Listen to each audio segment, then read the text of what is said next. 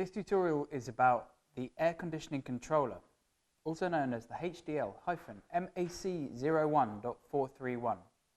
This module is designed to control fan coil systems. The module can be controlled from the HDL panel like DLP, HDL On app and other apps. Let's take a look at the programming. First, we double click on the module. We have a number of settings. On the basic information page, we can change the fan startup protect delay, which means it can be protected within the number of seconds. The fan switch off delay, the compressor startup delay in minutes or seconds, compressor switch off delay, compressor startup protect delay. Then we have the fan voltage settings. There is a 0 to 10 output fan speed on this module. So here we have the default settings, high fan speed being 9 volts, medium fan speed being 5 volts, and low fan speed being 2 volts. The auto speed being 3 steps. On the next page, we have the AC setup. Here we can use the setup where we can change the different available modes. For example, maybe you only want auto, in which case you can disable the other functions. You can also change the temperature range available.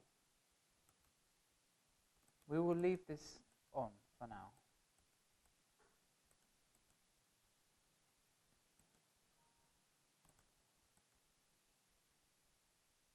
There are some other options not covered in this tutorial, such as complex mode, where you can really fine-tune all the settings of the air conditioning.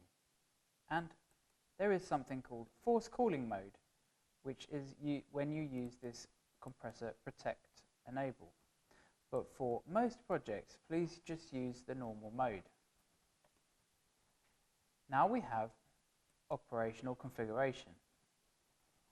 Here we can decide whether the module is operating in fully control mode or the slave mode. If you use as fully control mode, it means it will manage the controls itself within the module. If you set it to slave control mode, then it will be managed by the AC control within the DLP, the Enviro panel. If you select slave control, then you should go to your DLP, select AC, and make sure Control AC Running is selected. In this case, we want to run it as the fully control mode, in which case the DLP should not have Control AC Running selected.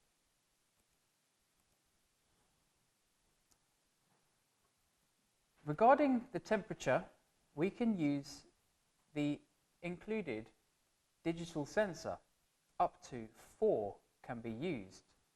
You can connect them. They are the type DS18B20. You can use them by ticking these. Or you can use the bus sensor from the DLP, for example. In this case, we'll use the DLP sensor. The channel is 1 in the DLP. It will read every 5 seconds, but you can change this to reduce the amount of data on the bus. For example, 30 seconds.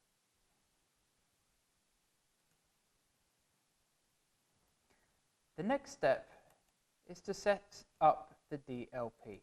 Again, I'll show you. Double click on the DLP, go to the AC page, and select the subnet and the device ID of the Hvac module. In this case, it's device 2. If you're using a newly purchased Hvac module, select version 2, because this is the modern version. Press save. You have now set up your DLP.